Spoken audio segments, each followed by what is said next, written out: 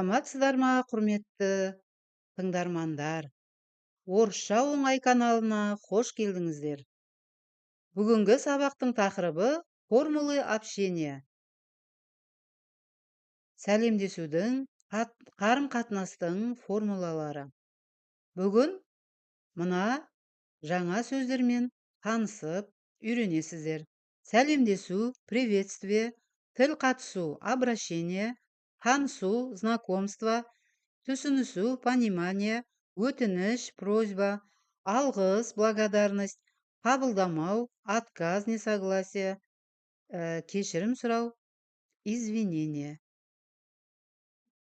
Ударение, епкін. Что такое ударение простыми словами? Ударение – выделение голосом одного из слогов в слове. Ударный слог произносится сильнее, громче, чем безударный. Тянется дольше. Ударение дегеніміз епкін. Епкін – сөйлем ішіндегі кейбір сөздердің немесе сөз ішіндегі кейбір буын. Дыбыстардың басқа тілдік бөліктерінен ерекшеленіп тұрады. Көтеріңкі айтылуы. Епкін – сөз епкіні, ой епкіні, тіркес епкіні, дыбыс епкіні деп бөлінеді. Сөз ішіндегі бір буынның көтеріңкі айтылуы сөз епкіні деп айтылады. Как понять, на какой слог падает ударение? Епкін қандай буынға түсіп тұрғанын қалай білеміз? Ударение в русском языке является свободным и разноместным. Может ставиться в любом месте от края словоформы на первом слоге. Епкін қазақ тілі мен орыс тілінің айырмашылығында, орыс тілінде епкін ол түбірге, жұрнаққа, жалғауға түсуі мүмкін. Қазақ тілінде епкін тек соңғы буынға түседі. Бірінші буынға түсетін епкіндерге мысал келтірейік. Берег, качество, высказаться. Екінші буынға түсетін сөздерде мысал келтірейік. На втором слоге от начала слова холодный, общественный. На последнем слоге соңғы буынға түсетін сөздерге, қандай сөздерге, қандай епкіндерге қойылатын назарды аударайық. Голова, величина, бұл сөздерде үшінші буынға. Және на предпоследнем, разумный. Байқасаңыздар, епкін орыс тілде ол әр түрлі және еркін қойылады екен. Ударение, епкін дегеніміз не? Ударение, епкін – это выделение звука слога слова силой голоса и повышением тона в устной речи и специальным знаком на письме.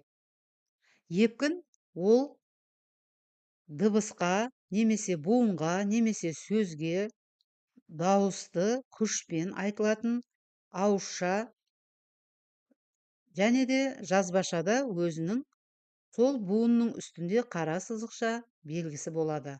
Обратите внимание, ударение может быть только гласный звук. Назар аударыңыз. Епкін тек дауысты дыбыс болады. Гласный звук, дауысты дыбыс, на который падает ударение, называется ударным.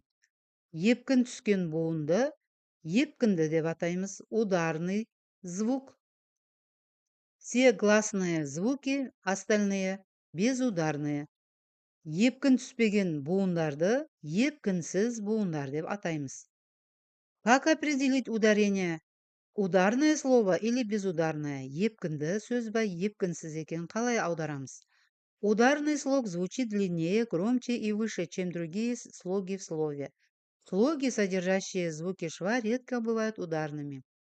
Епкін түскен дыбыс өте ұзақ айтылады, және дауысы басқа буынға қарағанда дауыс ырғағы сол буынға үлкендеу болады, және дауыс ырғағымен өзі білініп тұрады. Какие ударения бывают в русском языке? Орыс тілде қандай епкіндер болады? Епкіндердің түрлері. В русском языке ударение делится на динамическое, экспираторное, силовое. Слог выделяется силой выдоха. Динамическое епкінінде буын бір дыбыспен белгіленеді, күшпен белгіленеді. Квантативное, количественное, квантативті епкін. Слог выделяется долготой мелодичное, музыкальное, тоновое. Квантативный епкінде дыбыс ұзақ, мелодия сияқты, музыка сияқты ұзақ, тонмен, әдемі тонмен ұзағырақ айтылады екен. Слог выделяется движением голосового тона. Приветствие, сәлемдесу. Енді біз сөздерді дұрыс айтуға айтып үйренеміз. Приветствие, сәлемдесу. Здравствуйте, сәлеметсіз бе? Доброе утро, қайырлы таң. Добрый день, қайырлы күн. Добрый вечер, қайырлы кеш. Привет, сәлем. Добро пожаловать, қош келдіңіз. Как дела? Қал қалай? Как ваше здоровье? Денсаулығыңыз қалай? Как поживаете? Қал жағдайыңыз қалай? Спасибо, хорошо. Рахмет, жақсы. Как вы себя чувствуете? Көңіл күйіңіз қалай? Слава Богу. Құдайға шүкір. Нормально. Бір қалыпты. Благополучно. Ойдағыдай. Очень хорошо. Өте жақсы. Отлично. Тамаша. А как у вас дела? Өз жағдайыңыз қалай? Спасибо, все в порядке. Рахмет, бәрі ойдағыдай. Что нового? Қандай жаңалық бар? Ал енді құрметті тыңдармандар, айтылғанда, жазылғанда қандай ережелерді сақтау керек, осыған назар аударайық. Пишем, жазылуда доброе утро деп жазылады. Енді байқасаңыздар, дауысты бірінші буынға түсіп тұр. Бірінші буынға түскендіктен сол дыбыс өзгермейді, о болып айтылады.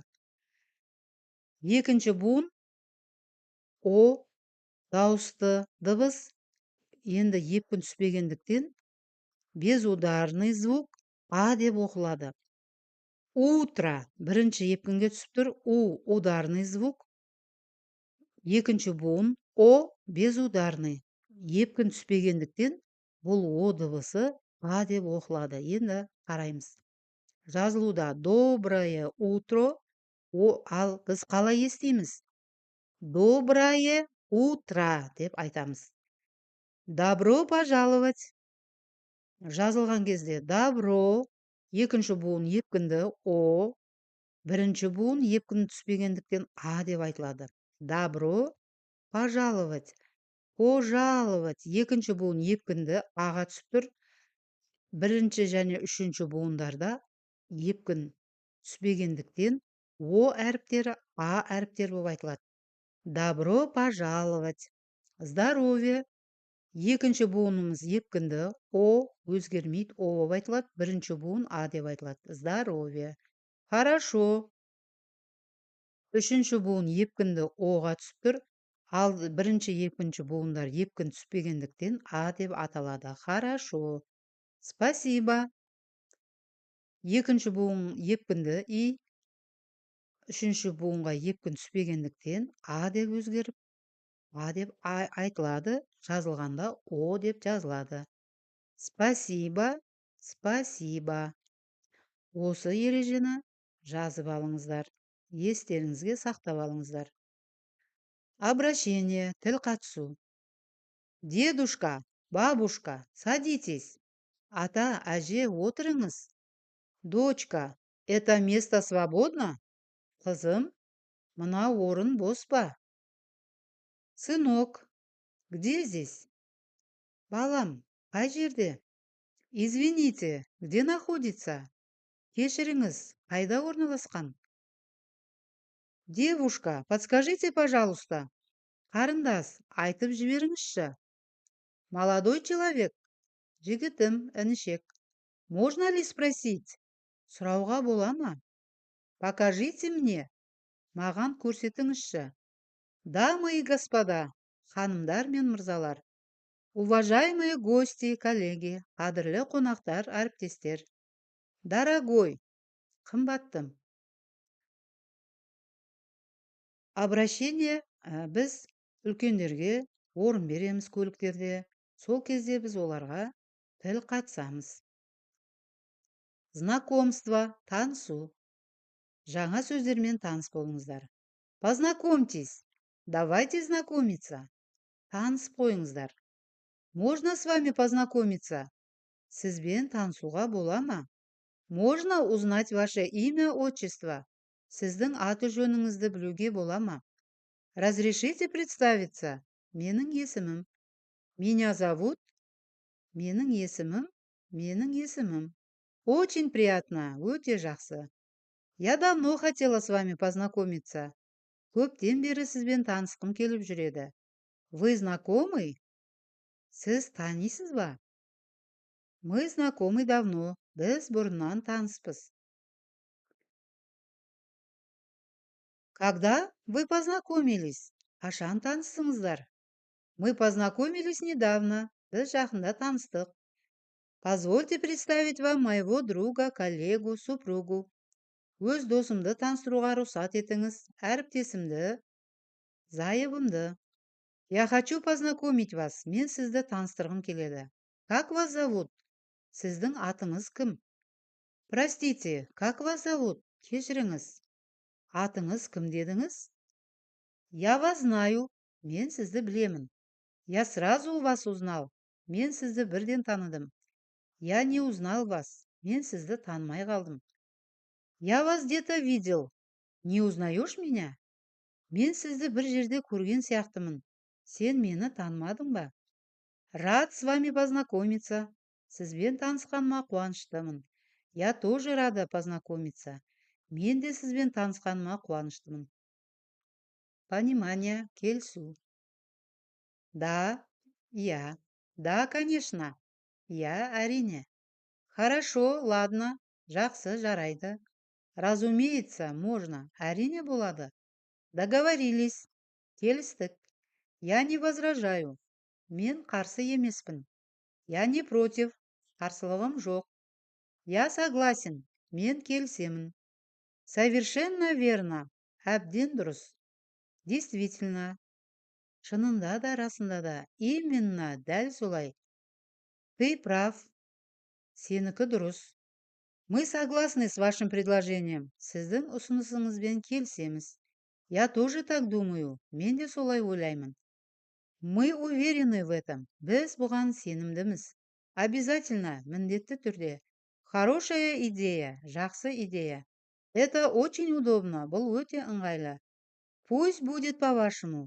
Сіздің айтқаныңыз болсын. Просьба, өтініш. Сұрауға бола ма? Сұрауға бола ма? Рұқсат па? Разрешите спросить? Сұрауға бола ма? Разрешите войти? Кіруге рұқсат па? Разрешите пройти? Өтуге бола ма? Разрешите посмотреть? Көруге бола ма? Можно выйти? Шығуға бола ма?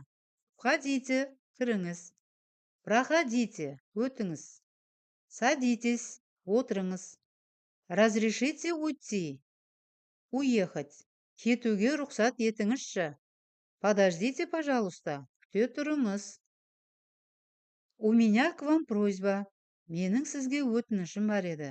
Слушаю вас. Сізді тыңдап тұрмын. Помогите, пожалуйста, выбрать. Объясните. Түсіндіруге. Түсіндіріп жіберіңізші. Благодарность. Алғыс. Спасибо. Рахмет. Большое спасибо. Вы мне очень помогли. Көмегіңізге мыңда бір рахмет. Спасибо от всех нас. Бәріміздің атымыздан рахмет. Спасибо за помощь. Көмегіңізге рахмет. Спасибо за приглашение. За совет. Шақырғаныңызға рахмет. Ақыл кеңесіңізге рахмет. Спасибо за внимание. Көңіл бөлгеніңіз үшін рахмет. Не знаю, как вас благодарить. Сізге қалай алғыс айтарымды білмеймін. Я признателен, ваш должник. Сізге ризамын, қарыздармын. Хочу выразить признательность. Мен алғысымды, ризашылығымды білдіргім келеді. Искренне вас благодарю. Шын жүректен алғыс айтамын. Спасибо за добрые пожелания. Жақсы тілегіңізге рахмет. Спасибо за гостеприимство. Қонақ жайлығыңызға рахмет. Келесі сабақта кездескенше қош сау болыңыздар.